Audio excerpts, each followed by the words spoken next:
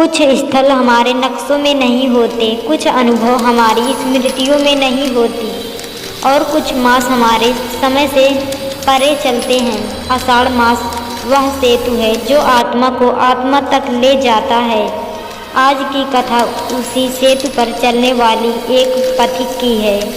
आज हम सुनेंगे आषाढ़ मास कथा का अध्याय 14वां। चलिए शुभ आरंभ करते हैं। बहुत प्राचीन समय की बात है।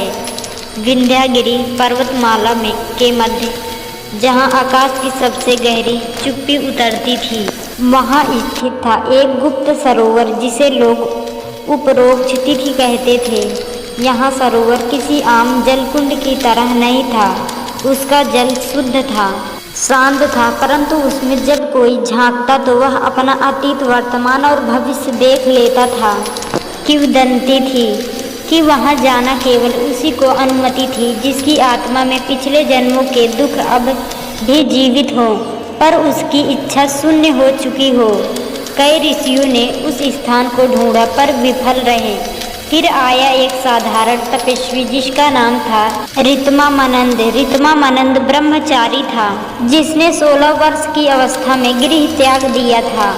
उसका संकल्प था, मैं उस स्रोत को खोजूंगा जहाँ आत्मा को पुनर्जन्म नहीं मिलता बल्कि पूर्णता मिलती है। 20 वर्ष की भटकने के बाद उसे एक बूढ़ा साधु मिला जो 3 दिनों तक मौन रहा। फिर बस इतना बोला, अपरोक्ष तीर्थ तक शब्द नहीं, केवल त्याग जाता है। जिसने सब कुछ छोड़ दिया वही वहाँ पहुँचा है। ऋतमानंद समझ गया, अब उसे कोई वस्त्र नहीं चाहिए, कोई नाम नहीं चाहिए, न प्रीति स्मरण, न मोह, न दोष। उसने अग्निहोत्र किया, सभी ग्रंथों को अग्नि में समर्पित किया, यह कहते हुए ज्ञान से पहले अनुभव आता है। फिर वह विंध्यागिरी की ओर निकला। 3 दिन वह पहाड़ पर चढ़ता रहा, न जल न अन्न, बस आंखें बंद और मौन में गूंजता नाम अहम अपरोक्ष। तीसरे दिन बरसात के प्रथम बादल टूटे और एक बिजली की गूंज के साथ वह स्थान उसके सामने प्रकट हुआ। अपरोक्ष तीर्थ, जिसका जल नीला नहीं, दूध सा सफ़ेद था और जिसके चारों ओर कोई वृक्ष नहीं, बस गूंजता मौन। ऋतमंदन वहीं बैठ गया। उसने ध्यान लगाया और उस सरोवर के जल में झांका। जो उसने देखा वह किसी देहधारी को सहन नहीं हो सकता था। उसने अपने सभी पिछले जन्मों को देखा, एक ब्राह्मण, एक चंडाल, एक राजा, एक राक्षस, एक पशु और एक बार एक देवी।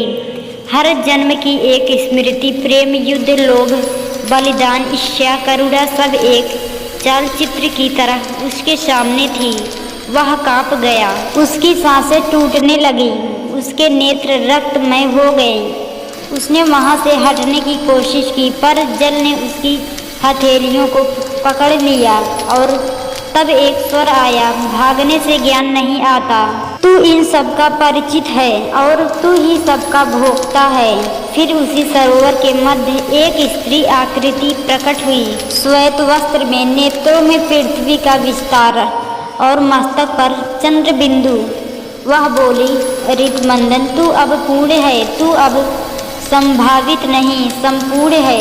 अब तुझे मृत्यु नहीं छुएगी, तेरा कर्म समाप्त नहीं होगा, क्योंकि तू अब कर्म नहीं, शुद्ध दर्शन बन गया है। उसके बाद वह आकृति लुप्त हो गई।